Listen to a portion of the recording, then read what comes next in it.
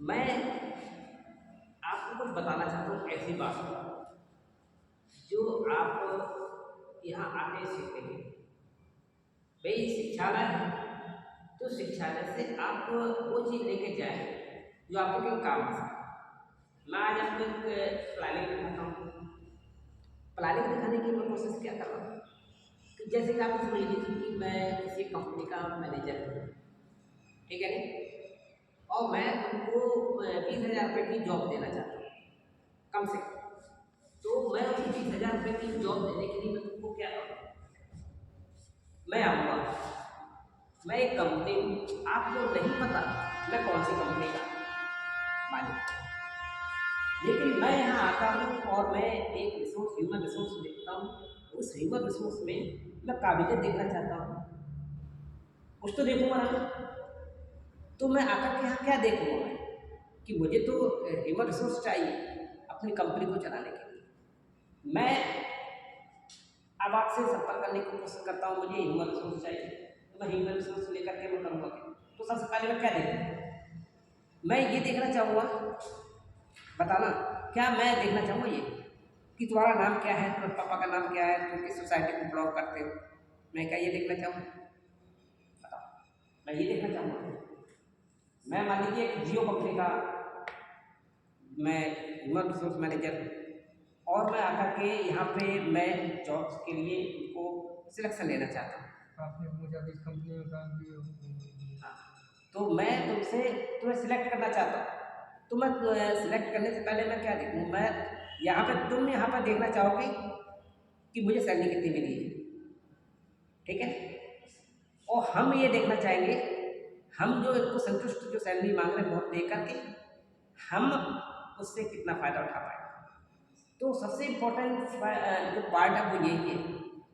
और उससे पहले केवल एक औपचारिकता के तौर पर हम आपकी क्वालिफिकेशन देखेंगे, लेकिन क्वालिफिकेशन के साथ हमको असली ये देखना पड़ेगा, हम 20,000 की आपको जॉब दे रहे हैं तो आपसे हम 2 लाख रुपये कमा पा रहे हैं कि नहीं। उसके लिए हम क्या आपके नाम से चल जाएंगे? नहीं चल सकते। हम आपका बोलेंगे इंटरव्यू, इसीलिए लिया जाता है। इंटरव्यू का मतलब क्या होता है?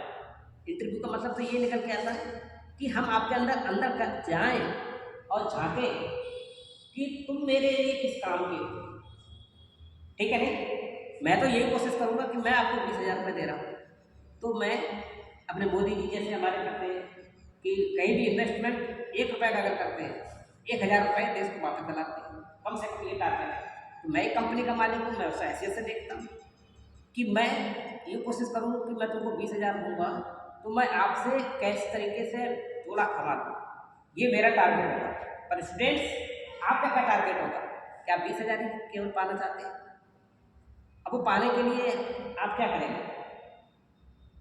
तो पहले तो आपको वो कार्य करना पड़ेगा, बहुत टर्निंग पॉइंट है ये, कि मैं इनके लिए किस तरीके से उपयोगी साबित हो सकूँ। जो मुझे हायर करेगा तो क्या मेरे अंदर उसकी रिक्वायरमेंट को पूरा करने की क्षमता है, क्या मैं वो चीज़ सीखा हूँ? अब मैं हूँ एक कंपनी, मान लीजिए रिलायंस, तो मेरे रिलायंस कंपनी के फ़ोन आते हैं, तो सबसे पहले आपको यही करना पड़ेगा, उसका एडवर्टाइजमेंट जो भी आता है उसको सर्च करना पड़ेगा कि ये कंपनी किस तरीके के प्रोडक्ट बनाती है। दूसरा पार्ट आपको क्या देखना पड़ेगा कि उसके बारे में आप सब जान जाएंगे थोड़ा थोड़ा सा, ये कंपनी ऐसे काम करती है, ये करती है। अब आपको ये देखना है इसकी कंपनी का ये वाला वीवो का मान लीजिए फ़ोन बनता है और इसमें ये चीज़ें हैं, और मार्केट में ये देखो क्या वीवो की मार्केटिंग अच्छी है, पब्लिक वीवो को पसंद करती है। जितने फ़ोन हैं मार्केट के अंदर, उन फ़ोन में सबसे अच्छा कंपनी का कौन सा मार्केट में? तो आपको तैयारी कहाँ से करनी चाहिए? मार्केट में किसकी सबसे ज़्यादा डिमांड है, आपको यहाँ से टर्निंग लेनी है। अपनी लाइफ का ऑब्जेक्ट कहाँ से सेट करना है? खाली मुझे जियो को देख के नहीं करना है कि जियो की रिक्वायरमेंट इतनी है और मैं इसके हिसाब से करूँ। तुमको ये देखना है कि आसपास के क्षेत्र में किस कंपनी का प्रोडक्ट सबसे अच्छा है और जिसकी सबसे ज़्यादा डिमांड है। पब्लिक को क्या चाहिए? कम पैसे में बढ़िया आइटम, बढ़िया सुंदर आइटम। तो आपको केवल ये देखना है इन सभी कंपनियों में। तो अब पहले इसका मतलब है सभी कंपनियों में, मैंने कहा तो सभी कंपनियों का मतलब ये होगा कि जो सभी और कंपनियां संग में चल रही है, तो उनका भी आप इंटरव्यू चेक करें, ये क्या क्या प्रोडक्ट बनाते हैं।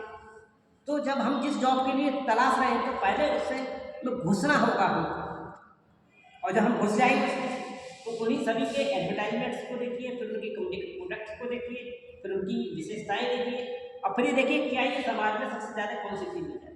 इसका मतलब है उसी की ज़्यादा रिक्वायरमेंट है, तो अगर वो काम उस कंपनी में घुसोगे तो आपको सैलरी ज़्यादा मिलेगी, आपकी नौकरी ज़्यादा चलेगी, आप बचे रहेंगे।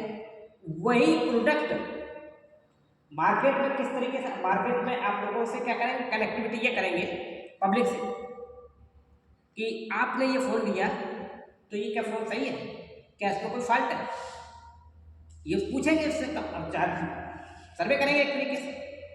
अब मैं आया तो मैंने कहा कि भाई मुझे तो तुम्हें हायर करना है, बताइए मेरी कंपनी में काम करोगे? Yes sir. बोले मेरे बारे में क्या जानते? बोले सर हमने बहुत सारी कंपनियों के आइटम्स को देखा था, उन सब में देखने के बाद इस कंडीशन पे आकर कि आपकी बैटरी मोबाइल की बहुत अच्छी होती है, आपका कैमरा बहुत अच्छा होता है, आपका जो इसमें सिक्योरिटी है वो बहुत अच्छी है और चीपेस्ट है मार्केट में, और पब्लिक का भी बहुत आप पे इंटरेस्ट है। बोले अच्छा, तो एकदम इम्प्रेस होने का मेरा कारण बना, क्योंकि मुझे दिखाई दे रहा है कि ये बच्चा मेरे को ज़्यादा फायदा पहुँचाएगा, यानी कि इसका समाज इस कंपनी को ज्वाइन करने का अंदर से एक मोटिवेशन है, अंदर से वो सोच रहा है कि मैं ऐसा करूँ।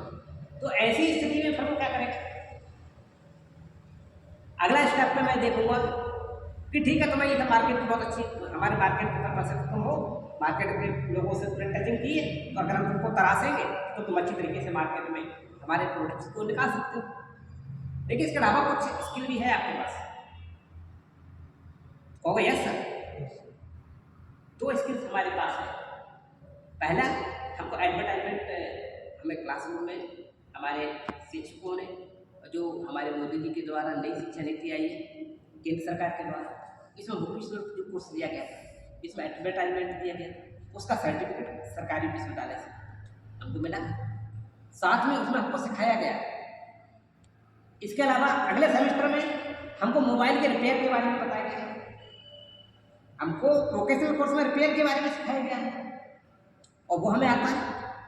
हम बहुत कामयाब हैं इस मामले में। हम अगर कोई आपकी कंपनी में हम एडवर्टाइजमेंट में भी जा रहे हैं और किसी का, हमने किसी को बेचा प्रोडक्ट, उन्होंने कहा ना यार तुम्हारी कंपनी में खराब है, खराब चीज़ देते हो, किसी का हो सकता है भाई चांस खराब हो जाए, उसकी गलती से हो जाए, तो आपके पास मेरे पास उपकरण रहते हैं साहब, मैं वहीं से धीरे खोलूँगा उनका मोबाइल और सही करके कहूँगा नहीं हमारी कंपनी का सर्विस बहुत अच्छी है और कोई कभी हो गई होगी, लेकिन ये चीज़ देखो कैसे हमने सही कर दिया, आपका मोबाइल सही है। हम वहाँ पर संतुष्ट करके ग्राहक को आएंगे तो आपकी कंपनी की बदनामी नहीं होगी। हम तो ऐसे बनते हैं, हम तो हर जगह फिट किए जा सकते हैं। तो कंपनी का मैनेजर अट्रैक्ट होगा आपकी तरफ से, है तो सैलरी की आप बात मत करना ही नहीं आपको।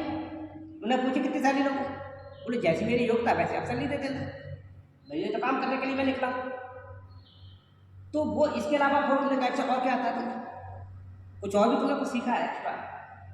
यस सर, मैं सामाजिक तौर पर भी मजबूत हूँ, क्योंकि नई शिक्षा नीति में मुझे को करिकुलर एक्टिविटी में भी कुछ सिखाया गया है कि अगर मेरा साथी कर्मचारी मेरे साथ जा रहा एक्सीडेंट हो जाता है फर्स्ट एड एंड हेल्थ में, मुझे सिखा दिया गया कि मैं फर्स्ट एड में अपने साथी की सुरक्षा दे सकूँ और उसको कवरिंग कर सकूँ, और मैं किसी और डॉक्टर के पास न जाने के बजाय मेरा कर्मचारी मेरा साथी मरा नहीं, उसको फर्स्ट एड देने के लिए भी एक्सपर्ट हूँ। नई शिक्षा नीति में मुझे नई शिक्षा नीति के द्वारा ये भी सिखा दिया गया है, तो मैं तो हर तरीके से सर आपके लिए वैल्यूबल होऊंगा। सर अब आपको सोचना है कि मैं वैल्यूबल आपके लिए हूँ या नहीं, आप मुझे बताइए, ये आपका निर्णय। तो ये नई शिक्षा नीति को जिस तरीके से ये कह रहे हैं कि कुछ नहीं है कि पढ़ाई है फालतू और टाइम बर्बादी है, तो ऐसा नहीं है। तो नई शिक्षा नीति में आपके सब्जेक्ट में आपको महारत हासिल करने का भी अवसर मिला है और आपको कुछ सीखने का भी अवसर मिला है कि कंपनी का प्लेसमेंट भी है, और साथ में एक और स्पेशल चीज़ है कि आपको विभिन्न कंपनियों से कनेक्टिविटी बनाकर के विश्वविद्यालय ने नियम बनाया है कि वो आपको उससे कनेक्टिविटी बनाते हुए आपके साथ पता क्या करेंगे, ट्रेनिंग के लिए भेजेंगे, और वहाँ से उस पर उस ट्रेनिंग पीरियड में स्टाइपेंड मिलेगा, और उस स्टाइपेंड से आप अपनी पढ़ाई का पैसा अपना खर्च कर सकते हो। और लेकिन अगर आपने 2 साल, अगर वो 1 साल अपने को ट्रेनिंग बांध ली किसी कंपनी में, रिलायंस में देखी, तो वहाँ पे एक वैकेंसी क्रिएट हो जाती है परमानेंट कि आप जब पूरा कोर्स करके यहाँ से जब जाएंगे तो वहाँ आप जाएँ, कहना सर मैंने यहाँ पे अप्रेंटिस किया था, मुझे आपके यहाँ से मेरी जॉब सीट थी, मुझे मुझे यहाँ जॉब करना है। तो आपको वहाँ जॉब मिल जाएगा। तो आपको कहीं गुजरात और बम्बई, कहीं कलकत्ता भटकना ही नहीं है। जिस जगह हो वहीं पे आप अपने परिवार को भी सब मजबूती दोगे और आपका पैसा भी कम खर्च होगा। अपने क्षेत्र को वो पैसा जो सैलरी मिलेगी कहाँ खर्च करोगे? अपने यूपी में ही तो करोगे, अपने घर में ही तो करोगे, गाँव में। तो गाँव भी समृद्ध, अपना घर भी समृद्ध, अपना देश भी समृद्ध। तो ये नई शिक्षा नीति फ्लॉप नहीं थी, तो ये बहुत अच्छी है। लेकिन यहाँ पर केवल यही सिस्टम ये गड़बड़ हुआ कि बच्चे फीस देना नहीं चाहते हैं। बच्चे फीस मत लो तो वजीफा मत दो, वजीफा शिक्षकों के सैलरी में डाल दो, भाई शिक्षकों की सैलरी मिल जाएगी, शिक्षकों की लाइन लगी पड़ी है। बड़े क्वालिफाइड लोग हमारे देश में हैं। शिक्षक अपने डायरेक्ट आप उनको वजीफे वाला पैसा शिक्षकों की सैलरी में दे दीजिए, आपके ऊपर तो एक्स्ट्रा पड़ेगा नहीं। और बच्चों को फ्री में एडमिशन दे दीजिए, बच्चों को फ्री में पढ़े।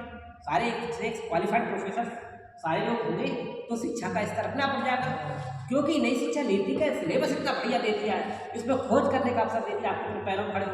जो पीएचडी हम करते रहे, एमएससी करने के बाद वो रिसर्च आपकी प्रपोजल, इसमें आपको फिर सेमेस्टर से ही जाके, यानी कभी आपका बीए पूरा नहीं होने से पहले ही आप वहाँ से बारीकियाँ सीखने लग जाएंगे।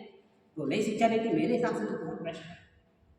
और मैं समझता हूँ कि तुम लोग भी अगर इसको उसी प्रोसीजर से समझने की कोशिश करोगे तो ये बहुत बेस्ट है। लेकिन इसके साथ में शिक्षकों के लिए भी सरकार को कुछ अपनी जेब से न डालें, जो खर्च करते हैं उसी से अपना शिक्षकों को भी जहाँ शिक्षक और भाई शिक्षालय का मतलब क्या है? शिक्षक, छात्र और एक पाठ्यक्रम है, बस यही शिक्षण है। तो इसके लिए तीनों धड़ों का होना बहुत जरूरी है। तो इसी से आपका पूरा शिक्षा की प्रोसीजर बनेगा। तो ये चीज़ें कोशिश करी जाती है नई शिक्षा नीति में, और इसीलिए आप लोगों को ये कोशिश करनी है कि आप यहाँ शिक्षा लेने आए हो तो हर रोज कुछ न कुछ नया ऐसा सीखो कि आप जब यहाँ से निकल के जाओ तो जलवा देखो, लोग तुमसे कहेंगे नहीं मेरी कंपनी में आओ, मेरी कंपनी में आओ। तो ये जरूर होना चाहिए, हमेशा पॉजिटिव सोचना है और सक्सेस आपके पास। Good luck. बने रखें डॉक्टर त्रिपाठी सर।